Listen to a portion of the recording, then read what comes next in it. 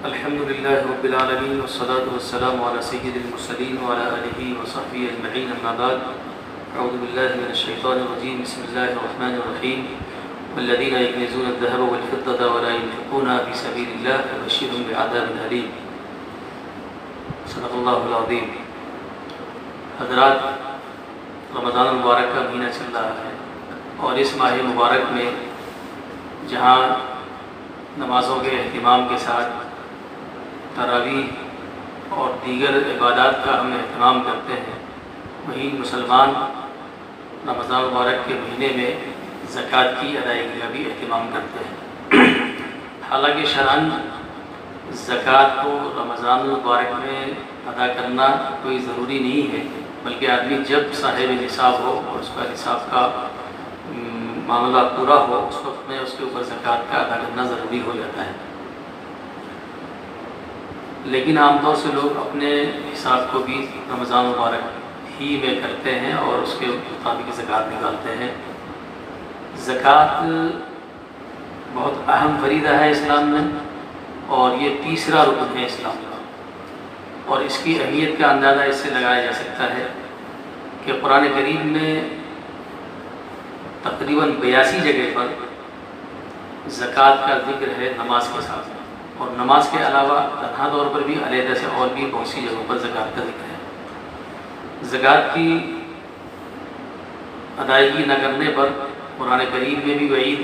ہے اور احادیث مبارکہ میں بھی اس کے سلسلے میں وعید موجود ہے۔ زکوٰۃ ادا کرنا مال کو بڑھاتا ہے، اور اس کے مقابلے میں جو آدمی سودی نظام سے اپنے کام کو چلاتا ہے تو اس کا مال کم ہوتا ہے۔ قرآن پاک میں اللہ پاک کا ارشاد ہے یمحق اللہ الربا ویربی الصدقات، کہ اللہ تعالیٰ سودی سسٹم کو مٹا دیتے ہیں اور زکوٰۃ لیے ہوئے مال کو اللہ تعالیٰ بڑھاتے ہیں۔ لہذا ہمیں یہ سمجھ لینا چاہیے کہ اللہ کا یہ حکم جو مال کے تعلق سے ہے زکوٰۃ کا، اس کو ہم ادا کریں گے تو انشاءاللہ ہمارے مال میں اضافہ ہوگا۔ یہاں سب سے پہلی بنیادی بات جو سمجھنے کی ہے وہ یہ ہے کہ زکوٰۃ کیوں فرض کی جانا ہے۔ عام طور سے لوگوں کے ذہنوں میں یہ ہے کہ زکوٰۃ اس لیے فرض کی ہے کہ غریب محتاج مسکینوں کا کام چل جاتا ہے اور ان کی مالی معاونت ہو جاتی ہے، لیکن حقیقت یہ ہے کہ زکوٰۃ کی فرضیت کا اصل مقصد وہ قرآن نے دوسرا بتایا ہے، اور وہ یہ ہے قرآن پاک میں سورۃ توبہ میں ہے خذ من اموالہم صدقۃ تطہرھم وتزکیہم بہا، کہ آپ ان کے مال میں سے زکوٰۃ لیجئے۔ یہ زکوٰۃ کا لینا ان کے دلوں کی پاکی کا ذریعہ ہوگا، ان کے دلوں کے تزکیے کا ذریعہ ہوگا۔ تو اصل میں مال کی محبت انسان کے دل میں پیدا ہو جاتی ہے، اس مال کی محبت کو نکالنے کے لیے، مال کی حرص و طمع کو نکالنے کے لیے اللہ تعالیٰ نے زکوٰۃ فرض کی ہے۔ تو اصل مقصد زکوٰۃ کی فرضیت کا وہ تطہیر قلب اور تزکیہ قلب ہے۔ غریبوں کا فائدہ یہ ثانوی درجے کی چیز ہے، اور یہ یوں بھی سمجھ میں آتی ہے بات کہ ادیان سابقہ میں پچھلے انبیاء علیہ السلام کی شریعت میں بھی زکوٰۃ واجب تھی ان کی امتوں پر، لیکن زکوٰۃ کا جو مال نکالا جاتا تھا وہ غریبوں پر خرچ نہیں کیا جاتا تھا، بلکہ وہاں یہ معاملہ تھا کہ زکوٰۃ کا جو بھی مال آپ نے نکالا ہے اس کو جنگل میں میدان میں رکھ دیا جاتا تھا، آسمان سے کوئی بجلی آتی اور اس کو خاکستر کر دیا کرتی تھی۔ جس کا مال اس بجلی نے جلا دیا، خاکستر کر دیا، اس کے قبول ہونے کی علامت ہوتی تھی، اور جو رہ گیا اس کو جلایا نہیں تو وہ ان کے لیے ڈر کی بات ہوتی تھی کہ ان کا مال قبول نہیں ہوا۔ لیکن اللہ تعالیٰ نے امت محمدیہ صلی اللہ علیہ وسلم پر یہ خاص فضل فرمایا کہ ان سے زکوٰۃ بھی نکلوائی اور ساتھ میں انہی کے غریبوں کا بھی جو ہے اس میں فائدہ مضمر کر دیا، اور یہ ہمیں حکم دے دیا۔ اللہ کے نبی صلی اللہ علیہ وسلم نے فرمایا کہ تؤخذ من اغنیائہم وترد الی فقرائہم، کہ ان کے مالداروں سے زکوٰۃ لی جائے گی اور ان کے فقیروں پر صرف کی جائے گی۔ لہٰذا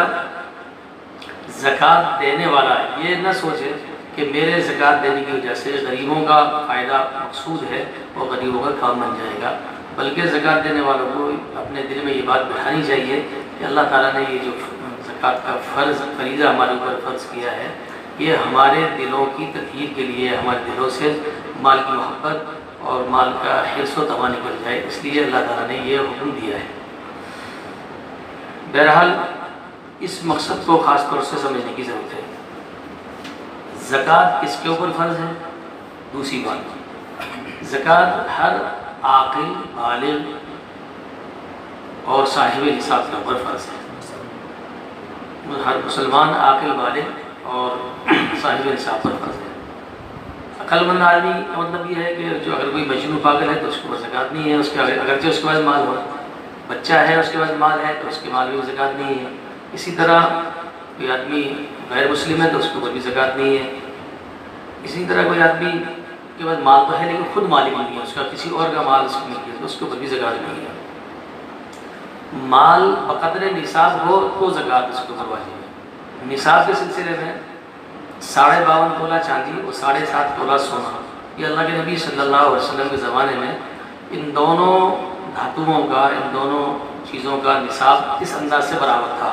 یعنی 7.5 تولہ سونا اور 52.5 تولہ چاندی برابر قیمت کے ہوا کرتے تھے۔ لیکن احوال زمانے کے اعتبار سے اب سونے کی قیمت بہت زیادہ اوپر ہو گئی ہے اور چاندی کی قیمت کم ہے، لہذا اس وقت میں بہت آسانی سے سمجھنے کی بات یہ ہے کہ ہم 52.5 تولہ چاندی جو ہے اس کو ہم اپنے نصاب کی مقدار مان کے چلیں۔ وہ 52.5 تولہ چاندی وہ ہمارے آج کے دور میں تقریباً 612 گرام، یا تقریباً یوں مان لیجیے 613 گرام چاندی ہوتی ہے۔ تو 613 گرام چاندی کی جو بازاری قیمت ہے وہ ہم اس کو لکھ لیں۔ اب 612 گرام چاندی کی جو قیمت ہے، اگر 612 گرام چاندی ہی ہمارے پاس ہے یا اس سے زیادہ ہے تو 2.5% اس میں زکوٰۃ واجب ہوگی۔ باقی دوسرے اموال ہیں، مثال کے طور مال تجارت ہے یا پیسہ ہے، پیسہ کسی بھی شکل میں ہو، چاہے وہ کسی کمپنی میں شیئر خرید، کمپنی کے شیئر خرید رکھے ہیں، یا آپ کے پاس ریال ہیں، آپ کے پاس ڈالر ہیں، آپ کے پاس پاؤنڈز ہیں، یا کوئی اور بینک کے سرٹیفکیٹ آپ نے خرید رکھے ہیں، وہ سب مال شمار ہوگا۔ وہ ان کی کتنی مالیت ہے اس کو آپ جو ہے، اگر وہ 52.5 تولہ چاندی قیمت سے زیادہ کی مالیت رکھتے ہیں اور وہ آپ کی ضروریات اصلیہ سے، اور وہ ان کے اوپر سال بھی گزر چکا ہے، تو ایسے مال پر، ایسی نقدی پر جو ہے زکوٰۃ واجب ہوگی۔ جو صاحب نصاب کے وقت جو مال ہے وہ ضروریات اصلیہ سے فاضل ہونا چاہیے۔ مثال کے طور پر کسی آدمی کے پاس بہت قیمتی کوئی گاڑی ہے، قیمتی مکان ہے، یا اور قیمتی کپڑے ہیں، قیمتی دوسرے اور ضرورت کے سامان ہیں، تو ان کے اوپر زکوٰۃ واجب نہیں ہوگی، بلکہ وہ اس کی ضروریات اصلیہ میں داخل ہیں، ان کے اوپر زکوٰۃ واجب نہیں ہوگی۔ اگرچہ اس کے اوپر کئی مکان ہوں، اگرچہ اس کے پاس میں کئی گاڑیاں ہوں، تب بھی ان کے اوپر زکوٰۃ نہیں ہوگی۔ لہذا جو مالدار ہے، عاقل بالغ ہے اور اس کے پاس مال نصاب کی بقدر ہے اور اس پر سال گزر گیا ہے، تو اس کے اوپر 2.5% زکوٰۃ واجب ہوگی۔ مثال کے طور پہ 1 لاکھ روپے کسی آدمی کے پاس میں ہے تو اس کے اوپر 2,500 روپے زکوٰۃ واجب ہوگی۔ اب اس میں ایک بات یہ آتی ہے کہ کسی آدمی کے پاس مال تو ہے لیکن ساتھ میں اس کے اوپر قرضہ بھی ہے، تو اگر قرضہ ہے تو قرضہ کو اس میں مائنس کر دیا جائے گا اور بعد میں جتنا مال بچتا ہے اس کی زکوٰۃ نکالی جائے گی۔ تیسری بات یہ ہے کہ زکوٰۃ کو اس کے مصرف میں خرچ کیا جائے گا، زکوٰۃ کو اس کے مصرف میں خرچ کیا جائے گا۔ سورہ توبہ میں ہی جو ہے اللہ تعالیٰ نے جو ہے 8 مصارف بیان کی ہیں، ان کو علماء کرام سے معلوم کر کے اور تفصیل اس کی پوری معلوم کر کے اس کے حساب سے مصارف میں زکوٰۃ خرچ کرنا چاہیے۔ بعض مرتبہ لوگ ایسے ہی ایک اتفاق جو ہے وہ لوگوں کو دے دیتے ہیں اور وہ یہ تحقیق بھی نہیں کرتے کہ جس کو ہم زکوٰۃ دے رہے ہیں وہ مصرف کی ہے نہیں، اس کے خرچ کرنے کی جگہ بھی ہے نہیں۔ بغیر تحقیق کے اگر ایسا کر دیا گیا تو زکوٰۃ ادا ہونے میں شک و شبہ رہے گا، اس لیے تحقیق کر کے کہ وہ جس کا ہم دے رہے ہیں وہ زکوٰۃ کا مصرف ہے نہیں، وہ ضروری ہے۔ اسی طریقے سے زکوٰۃ دینے میں سامنے والے کو، جس کو ہم زکوٰۃ دے رہے ہیں، اس کو مالک بنانا ضروری ہے۔ آج کل جیسے ابھی لاک ڈاؤن چل رہا ہے، اس میں جو ہے لوگ غریبوں کی امداد کر رہے ہیں، بہت سے لوگ کھانا پکا کر کے اور ان کو بٹھا کر کے کھلا رہے ہیں، تو اس طرح زکوٰۃ ادا نہیں ہوگی۔ اگر زکوٰۃ کے پیسے سے سامان خرید کر کے کھانا پکایا اور ان کو دسترخوان میں بٹھا کے کھانا کھلایا تو اس سے زکوٰۃ ادا نہیں ہوگی۔ بلکہ ایسی صورت میں ان کو پیکٹ بنا کر کے اگر دے دیے جائیں، ان کو مالک بنا دیے جائیں، پھر وہ اس کا کچھ بھی کریں تو زکوٰۃ ادا ہو جائے گی۔ اس سلسلے میں جو اس وقت میں جذبات ہیں لوگوں کی مدد کرنے کے، وہ یقیناً بہت اچھے ہیں، لیکن پھر بھی چونکہ زکوٰۃ ایک فرض ہے اور فریضہ ہے، اس کی ادائیگی بھی بہت صحیح ڈھنگ سے ہونی چاہیے، اس لیے جانکاروں سے، علماء کرام سے معلوم کر کے پھر غریبوں کی مدد میں زکوٰۃ کو خرچ کرنا چاہیے۔ ایک بات جس سے عام طور سے غفلت ہے وہ یہ ہے کہ زکوٰۃ لوگ آئیڈیے سے خرچ کر دیتے ہیں، اس کا حساب نہیں کرتے۔ شریعت کا تقاضا یہ ہے کہ زکوٰۃ جو ہے وہ حساب لگا کر کے باقاعدہ ایک ایک پائی کی زکوٰۃ ادا کی جائے، تو اس سے انشاءاللہ ہمارے مال میں برکت ہوگی اور سکون و عافیت ملے گی۔ اسی طریقے سے زکوٰۃ ادا کرنے کے وقت میں نیت ضروری ہے، زکوٰۃ ادا کرنے کے وقت میں نیت ضروری ہے۔ بعض دفعہ ایسا ہوتا ہے کہ کسی آدمی نے کسی غریب آدمی کو پیسے دے دیے، قرض میں دے دیے، ویسے دے دیے، اور اس کے بعد میں وہ چکا نہیں پا رہا ہے، تو بعد میں آدمی سوچتا ہے کہ چلو میں اس میں زکوٰۃ کی نیت کر لوں، میری زکوٰۃ ادا ہو جائے، تو اس طرح زکوٰۃ ادا نہیں ہوگی، بلکہ زکوٰۃ دینے کے وقت ہی میں نیت کرنی ضروری ہے کہ میں یہ اتنے پیسے زکوٰۃ میں دے رہا ہوں۔ اگر زکوٰۃ میں نیت نہیں کری، مثال کے طور پہ کسی نے اپنی بیوی کے زیور کی زکوٰۃ دی ہے اور اس نے اپنی بیوی سے اجازت نہیں کی یا اس کو خبر بھی نہیں ہے اور اس نے جیسی دے دی، تو یہ بھی مناسب نہیں ہے، بلکہ بیوی کو پتہ ہونا چاہیے، یا بیوی سے آپ اجازت لے کے رکھیں مستقلاً کہ بھائی تمہارے زیور کی زکوٰۃ ہم ادا کر دیا کریں گے۔ تو زکوٰۃ ادا کریں گے تو انشاءاللہ ہمارے مال میں اضافہ ہوگا، اور زکوٰۃ رمضان مبارک میں ادا کریں گے 70 گنا اس کا ثواب ملے گا۔ لیکن بعض دفعہ ایسا ہوتا ہے کہ رمضان مبارک میں اس کے بہت زیادہ مستحق نہیں مل پاتے، اور رمضان کے بعد میں بھی اس میں کے بہتر مصرف مل جاتے ہیں، تو اس مقصد سے اگر آدمی رمضان میں روک کر کے رکھ لے اور بعد میں کسی خاص ضرورت کے موقع پر اس کو خرچ کرے تو اس میں بھی انشاءاللہ اس کے اکارڈنگ ثواب ملے گا۔ اس سلسلے میں ایک اور بات یہ رہے گی کہ زکوٰۃ کے جتنے مصارف ہیں ان میں جو بنیادی طور پر غربت اور محتاجگی یہ شرط ہے۔ اب ان غریب لوگوں میں آدمی کے اپنے اعزاء اور قریب کے جو لوگ ہوتے ہیں وہ بھی ہو سکتے ہیں اور دور کے بھی ہو سکتے ہیں، تو زیادہ اچھی بات یہ ہے کہ ہم اپنے قریبی رشتہ داروں کو ان کو زکوٰۃ دیں۔ اس میں ان کو زکوٰۃ دینے میں 2 فائدے ہیں، 2 ثواب ہیں، ایک تو قریبی رشتہ داروں کی خبر گیری کا، اور ایک جو ہے وہ غریب کی مدد کا، اور دوسرا ایک مصرف جو ایک عام غریب ہوتا ہے، اس عام غریب کی کو اگر ہم زکوٰۃ دیں تو ایک ہی ثواب ملے گا، لیکن مدارس اسلامیہ میں جو طلباء تعلیم حاصل کرتے ہیں ان میں ایک بڑی تعداد جو ہے وہ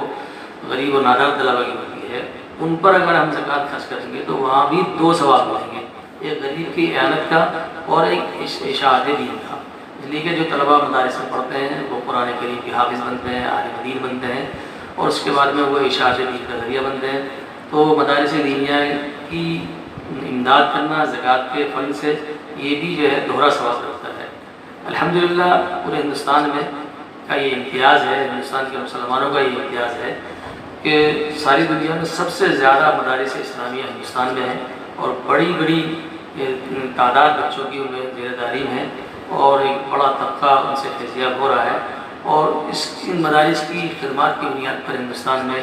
دینی علم اور دینی فضا قائم ہے، اور ہندوستان کا مسلمان غریب سے غریب بھی مدارس کا تعاون کرنے میں پیچھے نہیں رہتا، اور اس سال بھی لاک ڈاؤن کا موقع ہے، اس موقع پر مدارس بند ہیں، ساری چیزیں بند ہیں، آنا جانا بھی رکا ہوا ہے، اس لیے بظاہر ایسا لگ رہا ہے کہ مدارس کا معاملہ کیسے قابو میں آئے گا، لیکن ہمیں اللہ کی ذات سے امید ہے کہ ہمارے ہندوستان کے غیور مسلمان جہاں اس وقت میں غریبوں کی مدد کر رہے ہیں، وہ اپنے ذہن و دماغ میں یہ بات بھی رکھے ہوئے ہیں کہ ہم کو مدارس کا بھی تعاون کرنا ہے، اور مدارس کی ضرورت بھی بہت بنیادی ضرورت ہے، تو ہم امید کرتے ہیں کہ انشاءاللہ آپ حضرات مدارس کا جس طرح پہلے سے خیال کرتے آئے ہیں اس سال بھی خیال رکھیں گے، اور جب بھی حالات سازگار ہو جائیں گے، آمد و رفت شروع ہو جائے گی، انشاءاللہ مدارس والے آپ کی خدمت میں حاضر ہوں گے، یا آپ مدارس میں حاضر ہوں گے، تو وہ مدارس کا مسئلہ بھی حل ہو جائے گا۔ اللہ تعالی ہمیں ان باتوں پر عمل کرنے کی توفیق عطا فرمائے۔ وآخر دعوانا ان الحمد للہ رب العالمین۔